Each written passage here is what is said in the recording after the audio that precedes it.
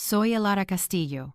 Tengo 30 años y jamás olvidaré la fiesta de mi cumpleaños de aquel día. La sala bullía con las animadas charlas de mi familia cuando mi hermana se puso de pie, luciendo esa sonrisa de suficiencia que tan bien conocía.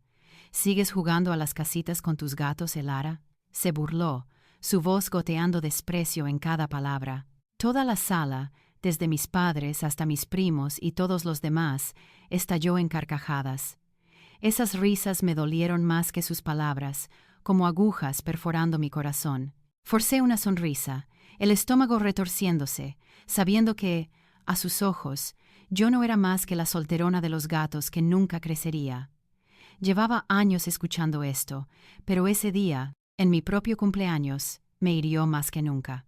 5 minutos después, la puerta se abrió, un hombre entró, y lo que sucedió a continuación hizo que toda la sala quedara en silencio, cada risa desapareciendo al instante. ¿Cómo reaccionarías si estuvieras en mi lugar ese día?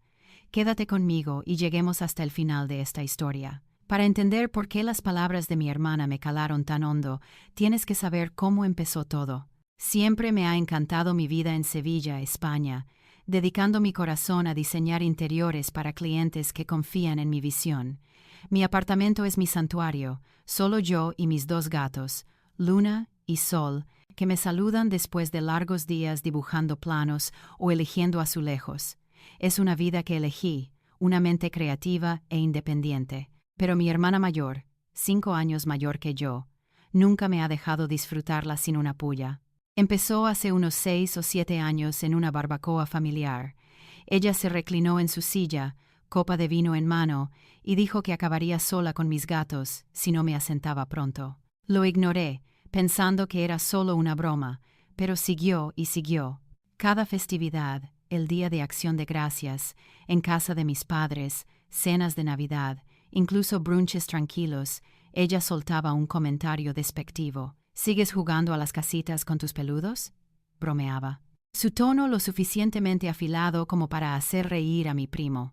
Mis padres, atrapados entre nosotras, sonreían tensamente, evitando la tensión. Apretaría la mandíbula, no queriendo estropear el día, pero cada comentario me escocía como un corte de papel. Hace un par de años, las cosas empeoraron en una reunión familiar en una casa del lago.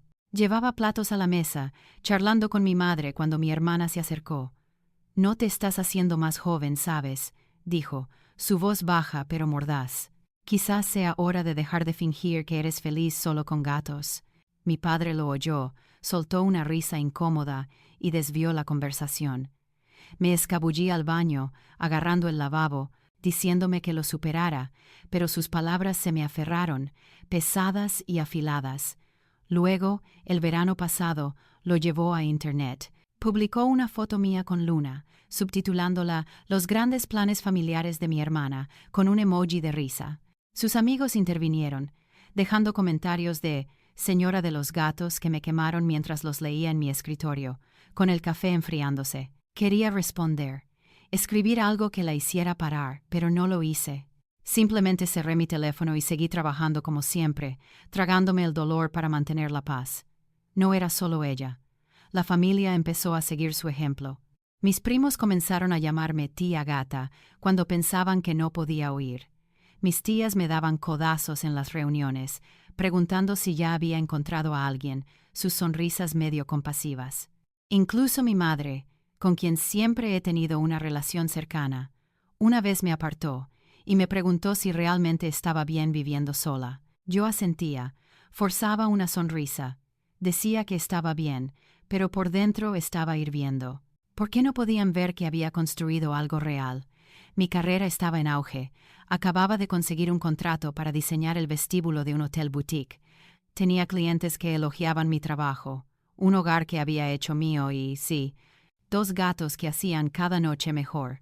Pero para ellos, yo era la hermana que no había crecido. Lo que más me molestaba era la hipocresía de mi hermana. Hablaba de su vida matrimonial como si fuera perfecta, pero la había oído quejarse de las noches de su marido, el caos de criar hijos, las discusiones que disimulaban delante de nosotros. Sin embargo, ella consideraba su vida como el estándar, como si la mía fuera una especie de broma. Empecé a temer las reuniones familiares, sabiendo que me enfrentaría a otra ronda de sus muecas y comentarios solapados. Me sentaba a través de ellas, fingiendo una risa mientras mi estómago se retorcía, preguntándome por qué no podía simplemente dejarme vivir. Cuando mi 30º cumpleaños estaba en el horizonte, ya no pude seguir callada. Estaba harta de sus juicios, harta de las risas de la familia, harta de fingir que no me afectaba.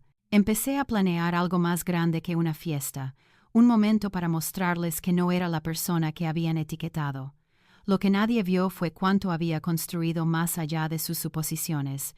Mi vida en Sevilla no era solo un trabajo o un apartamento. Era un mundo que había creado pieza a pieza con propósito. Como diseñadora de interiores, pasaba mis días transformando espacios en blanco en historias. Amaba esa vida, la libertad que me daba, la forma en que me permitía ser yo. Pero venía con una sombra. Cada reunión familiar me dejaba sintiendo que estaba en un juicio, mis elecciones pesadas y encontradas deficientes. Conducía a casa después de esos eventos, reviviendo sus comentarios en mi cabeza, preguntándome por qué mi felicidad no era suficiente para ellos. No era solo la burla, era la forma en que me hacía cuestionarme a mí misma. ¿Me estaba perdiendo algo? Había una pieza del rompecabezas que no había encontrado. Me sentaba con Luna en mi regazo, acariciando su pelaje, tratando de sacudirme la duda, pero en el fondo sabía que estaba construyendo algo más grande, algo que no estaba lista para compartir. Hace un par de años, mi vida comenzó a cambiar de maneras que no esperaba. Siempre me había sentido contenta sola, pero algo nuevo estaba tomando forma, algo precioso, algo que necesitaba proteger. No le dije a nadie, ni siquiera a mi madre, a quien siempre le había confiado todo lo demás. No se trataba de desconfianza, se trataba de mantener esta parte de mi vida a salvo de los juicios. Había aprendido por las malas que las suposiciones de mi familia podían contaminar incluso las mejores cosas, así que lo mantuve cerca, dejándolo crecer en silencio, como una semilla que no estaba lista para desenterrar. Mi trabajo se convirtió en mi ancla. Durante ese tiempo, me lancé a proyectos como el rediseño de la habitación de un joven matrimonio con suaves azules y estrellas pintadas a mano. Ellos sonreían ante los bocetos, diciendo que era perfecto para su nuevo capítulo. Yo les devolvía la sonrisa, sabiendo que también estaba forjando mi propio capítulo, cuando nadie más podía verlo. Pasaba las tardes retocando planos o buscando muestras de tela, perdiéndome en los detalles. Pero hubo momentos, a altas horas de la noche, cuando el apartamento estaba en silencio, excepto por los suaves ronquidos de sol, en los que sentía una punzada de soledad. No porque estuviera sola, sino porque nadie entendía a lo que me aferraba. Empecé a notar cuánto valoraba mi independencia, no solo como una elección, sino como una fortaleza. Entraba en las reuniones con los clientes segura de mi visión, negociando presupuestos y plazos como si fuera algo natural.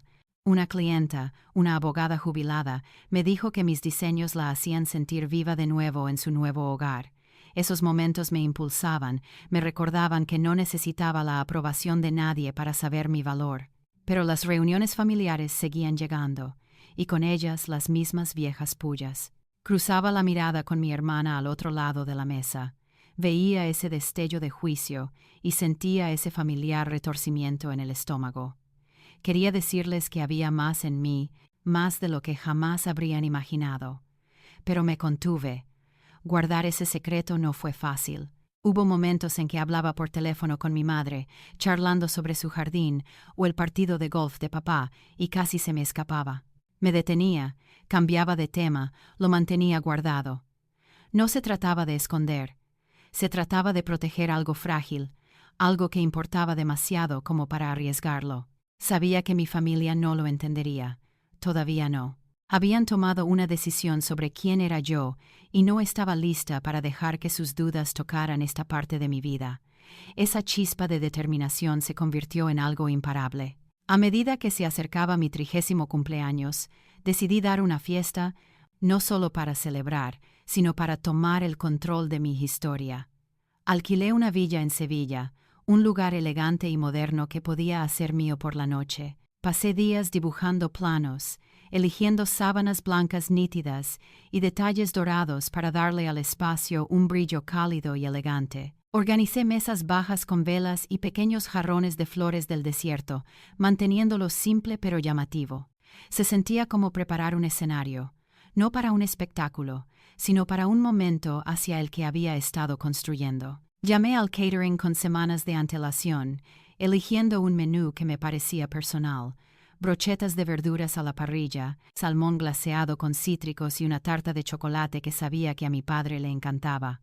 Quería que todo se sintiera sin esfuerzo, como si no me estuviera esforzando demasiado, aunque cada detalle fuera deliberado. Envié invitaciones a la familia, mis padres, primos, algunas tías y tíos, y, sí, mi hermana mayor.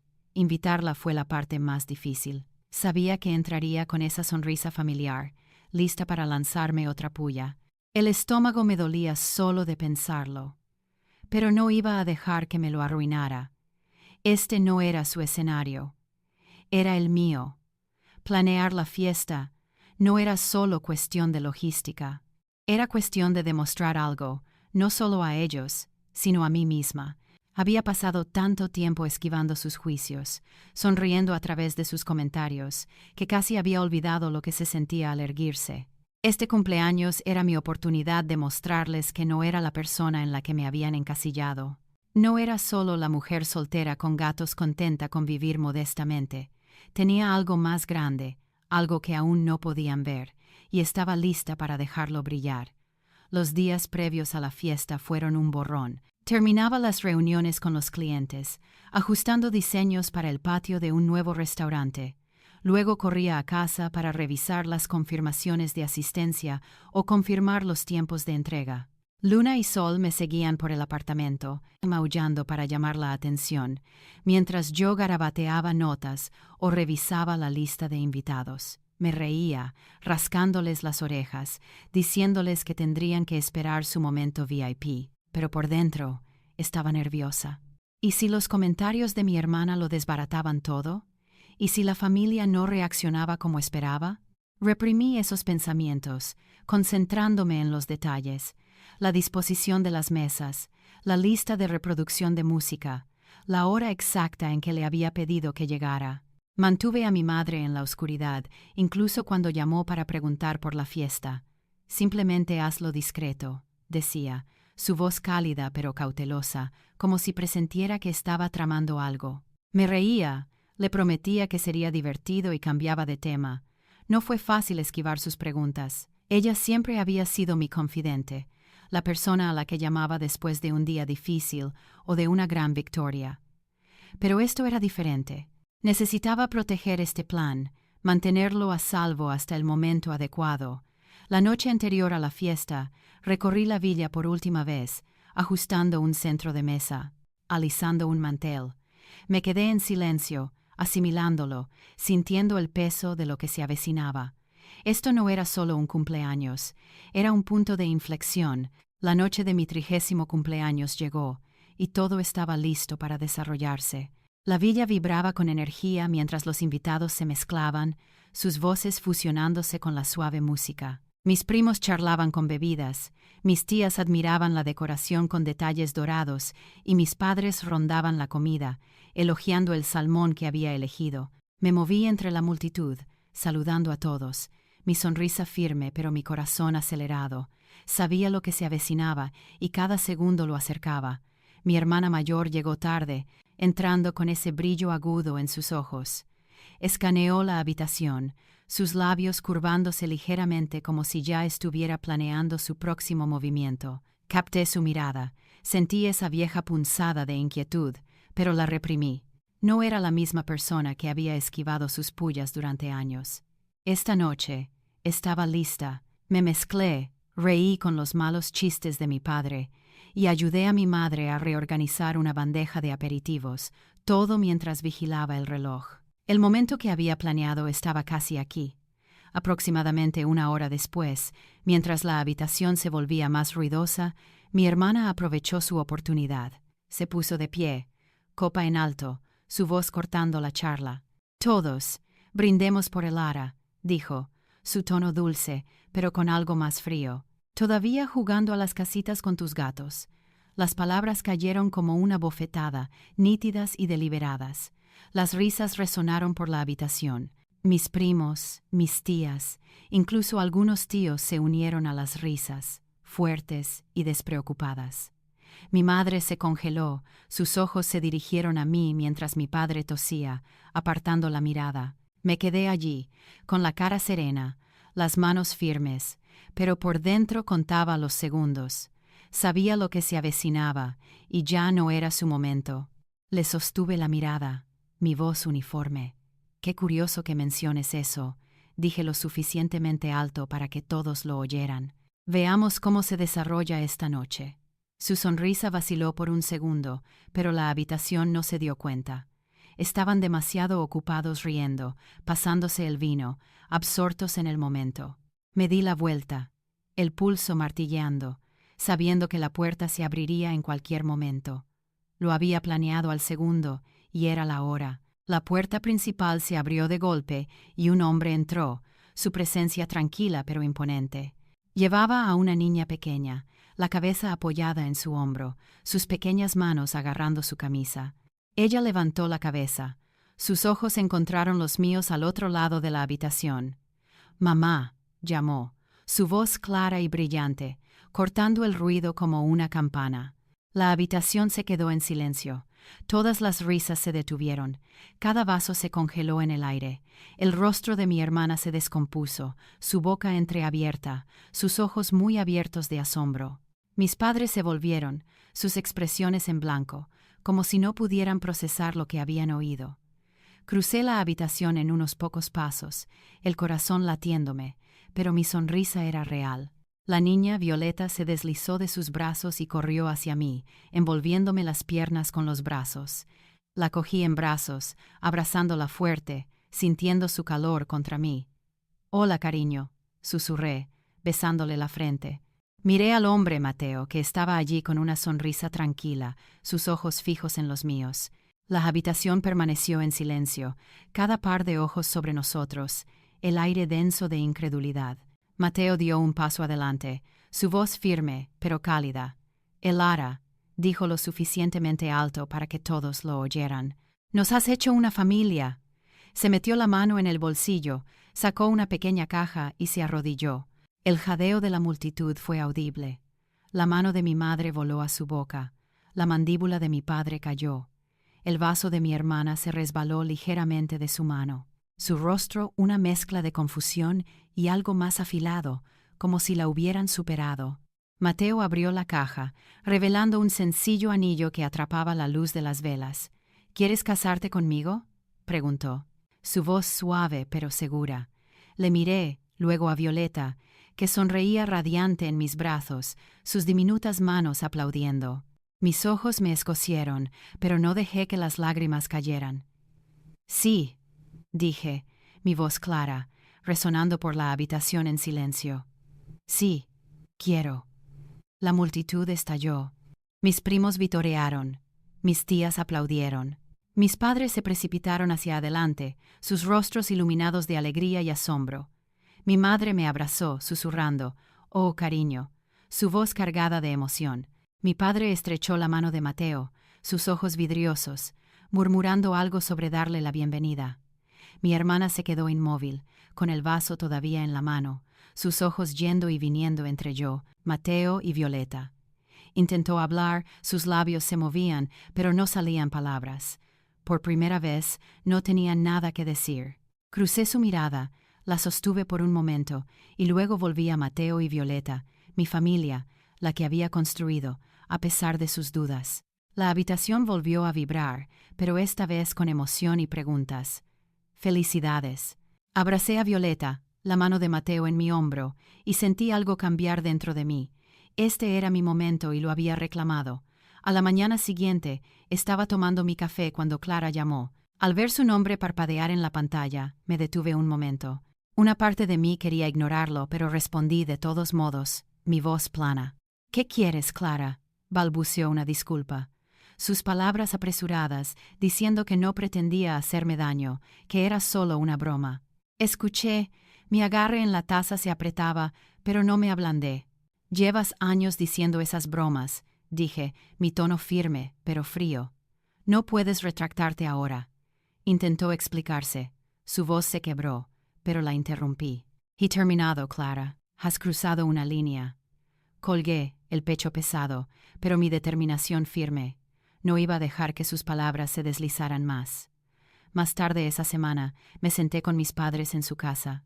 Mamá preparó té, sus manos inquietas, mientras papá se reclinaba en su silla, su rostro serio. Se merecían saber por qué había mantenido a Mateo y Violeta en secreto. Respiré hondo, mis manos apretadas. Mamá, papá, comencé. No os lo dije porque necesitaba proteger a Violeta. Expliqué cómo había conocido a Mateo hace años, cómo habíamos construido una vida juntos en silencio, cómo Violeta se había convertido en el centro de todo. Les dije que había visto cómo la familia, especialmente Clara, juzgaba mis elecciones, y no podía arriesgarme a que se volvieran contra Violeta. Ella es solo una niña, dije, mi voz entrecortada. No se merecía ser el blanco de las bromas de nadie. Los ojos de mamá se suavizaron y me cogió la mano. No lo sabíamos, cariño, dijo, su voz ronca. Papá asintió con la mandíbula tensa. Deberíamos haber detenido a Clara antes, dijo, su tono cargado de arrepentimiento. Preguntaron por Violeta, por Mateo, sus preguntas suaves pero ansiosas. Les conté cómo a Violeta le encantaba dibujar, cómo Mateo me hacía reír con sus caras graciosas, y cómo habíamos pasado las tardes juntos planeando este momento. Me escucharon. Sus rostros se suavizaron y, por primera vez, sentí que me veían a mí, no a la versión que Clara había pintado, sino a la verdadera yo. La reacción de la familia hacia Clara cambió rápidamente. Mis primos dejaron de invitarla a sus chats grupales. Sus mensajes se silenciaban cuando ella intentaba unirse. Mis tías, que una vez se habían reído de sus pullas, ahora le daban respuestas educadas pero distantes. En la siguiente cena familiar, una pequeña reunión en casa de mis padres, la ausencia de Clara fue notoria. Mamá había dudado, pero decidió no invitarla, diciendo que era mejor darle tiempo a las cosas. No discutí. Los años de burlas de Clara habían construido un muro y no estaba lista para derribarlo. Mis primos susurraban sobre ello. Uno de ellos me apartó para decirme que no se habían dado cuenta de cuánto habían dolido las palabras de Clara. Deberíamos haber dicho algo, admitió, con los ojos bajos. Simplemente asentí, sin atreverme a hablar. Clara intentó comunicarse de nuevo, enviándome un mensaje de texto unos días después, pidiendo reunirse. No respondí. No estaba enfadada, no exactamente, simplemente harta. Había pasado tanto tiempo tragándome sus comentarios, forzando sonrisas, fingiendo que no importaba. Ahora, con Mateo y Violeta a mi lado, no necesitaba su aprobación. No la necesitaba en absoluto. Me concentré en lo que importaba. Planificar un futuro con Mateo, ver crecer a Violeta, construir una vida que se sintiera verdadera. Las reuniones familiares se sentían más ligeras sin la sombra de Clara, pero también había un dolor silencioso. Un recordatorio de lo que podría haber sido si hubiera elegido la amabilidad en su lugar. Mis padres comenzaron a llamar más, pidiendo pasar tiempo con Violeta, ofreciéndose a cuidarla para que Mateo y yo pudiéramos salir por la noche. Su apoyo se sintió como un puente reconstruido, uno que no me había dado cuenta de que había echado de menos. Pero la ausencia de Clara dejó una marca, un acuerdo silencioso entre la familia de que sus acciones tenían consecuencias. No me regocijé ni me detuve en ello. Simplemente seguí adelante, aferrándome a la vida que había luchado por proteger. Con el pasado atrás, entré en un nuevo capítulo. Meses después, me encontraba en un pequeño jardín de Sevilla, el sol poniéndose, proyectando un resplandor dorado sobre filas de sillas llenas de familiares y amigos. Mateo esperaba en el altar, su sonrisa firme, Violeta a su lado con un pequeño vestido blanco, aferrándose a una cesta de pétalos. Caminé por el pasillo, mi vestido simple pero elegante, sintiéndome más ligera que nunca. Mis padres se sentaron en la primera fila, mamá secándose los ojos, papá asintiendo con orgullo. Los votos que intercambiamos fueron tranquilos, pero seguros, prometiendo un futuro construido sobre el amor, no el juicio. Violeta se rió mientras nos besábamos, su pequeña voz vitoreando: «¡Viva mamá!». La multitud se rió, su calor envolviéndonos como una manta. Después de la ceremonia, bailamos bajo luces de guirnaldas, Violeta girando entre nosotros. Mis primos se unieron, sus hijos persiguiendo a Violeta por la hierba, mientras mi tía compartía historias de sus propias bodas. La ausencia de Clara fue tácita, pero se sentía. Había cortado el contacto después de esa noche, ignorando sus mensajes de texto, sus llamadas, sus intentos de comunicarse. No se trataba de ira, se trataba de elegir la paz. Había pasado años adaptándome a sus expectativas y había terminado. El respeto era mi línea infranqueable, y ella la había cruzado demasiadas veces. El proceso de adopción de Violeta estaba en marcha. Los papeles se amontonaban en la mesa de nuestra cocina. Mateo y yo pasamos las tardes leyendo formularios, discutiendo cómo hacer que se sintiera segura. Ella ya me llamaba mamá mucho antes de los papeles, pero hacerlo oficial se sentía como una promesa cumplida. La miraba dormir, su pequeño pecho subiendo, y sentía una fuerza tranquila. Esta era la familia que había construido, no la que me habían dicho que deseara. Mis padres abrazaron su papel de abuelos, planeando visitas para llevar a Violeta al zoológico o hornear galletas con ella. Su apoyo me arraigó, un recordatorio de que la familia podía reconstruirse sobre la base de la confianza. La ausencia de Clara resonó en la familia. Mis primos dejaron de mencionarla en las conversaciones, sus chats grupales en silencio cuando su nombre salía a relucir. Mis tías, antes rápidas en reírse de sus pullas, ahora hablaban de ella con una distancia cautelosa. En una barbacoa reciente, un primo me apartó, diciendo que admiraba cómo me había defendido. «Clara está pagando un precio», dijo, su voz baja. «Ya no la invitan a muchas cosas». Asentí, sin regocijarme, simplemente reconociendo la verdad.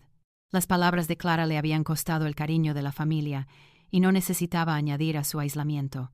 Bastaba con saber que había elegido mi camino. Mirando hacia atrás, me di cuenta de que la verdadera lección no era sobre demostrar que nadie estaba equivocado. Era sobre vivir fiel a mí misma, incluso cuando otros no entendían. No necesitaba la aprobación de Clara ni de nadie para saber que mi vida estaba llena. Tenía a Mateo, a Violeta, mi trabajo, mis gatos, Luna y Sol, todavía acurrucados en mi sofá, felizmente ajenos al drama. Había aprendido que la familia no se trata de quién grita más o quién tiene la última palabra. Se trata de quién se presenta con respeto, de quién te ve por quien eres. En cuanto a aquellos que no pudieron, los dejé ir, no con amargura, sino con claridad. Mi historia era mía para escribir.